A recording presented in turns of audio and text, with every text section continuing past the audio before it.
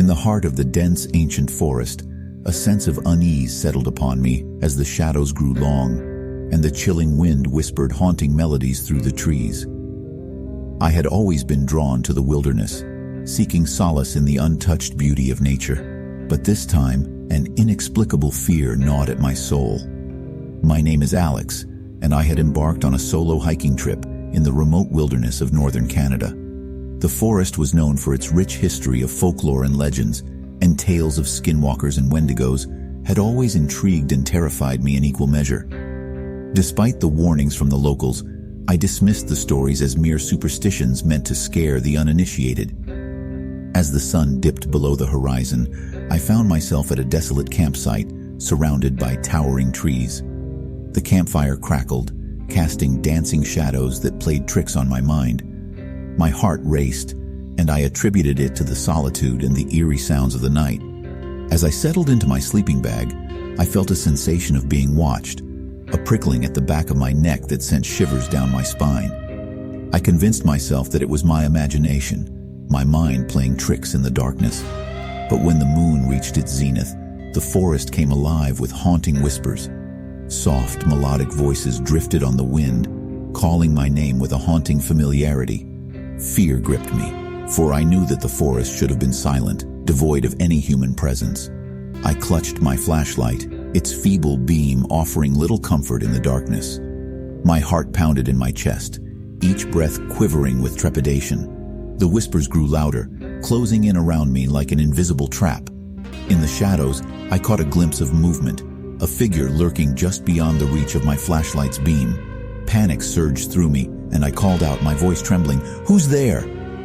The whispers grew more insistent, the voices now echoing with an evil that sent icy chills through my veins. The figure moved closer, revealing itself in the dim light, an emaciated silhouette with glowing eyes that seemed to pierce through my soul. I stumbled backward, my mind racing with fear and confusion. The legends of skinwalkers and wendigos flooded my thoughts, and a deep-rooted terror threatened to consume me. As the creature stepped into the moonlight, I saw its form shift and contort, a grotesque amalgamation of human and animal features.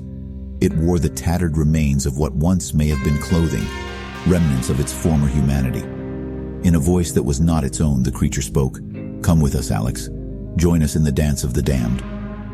I shook my head, the horror of the situation overwhelming me. "What are you?" "We are the whispers of the forest, the ones who dwell in the shadows waiting for lost souls like you," it replied, its voice a haunting melody that sent shivers down my spine. In a desperate attempt to escape, I turned and ran, my heart pounding like a drum in my ears. But no matter how fast I sprinted, the creature kept pace with me, its eerie whispers echoing through the darkness. With each passing moment, I felt my sanity slip away, the psychological horror of the situation taking its toll. The forest seemed to shift around me, its familiar landmarks now distorted and twisted. I stumbled upon an ancient totem, its grotesque carvings depicting the very creatures that haunted my nightmares. In a moment of desperation, I clutched the totem, hoping it would shield me from the hostile spirits.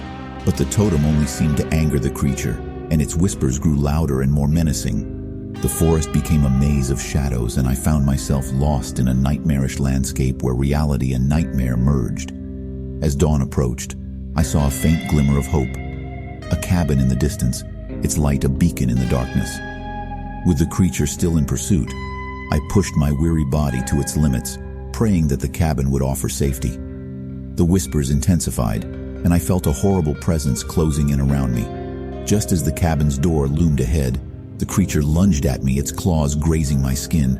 With a final burst of adrenaline, I threw myself inside and slammed the door shut, gasping for breath.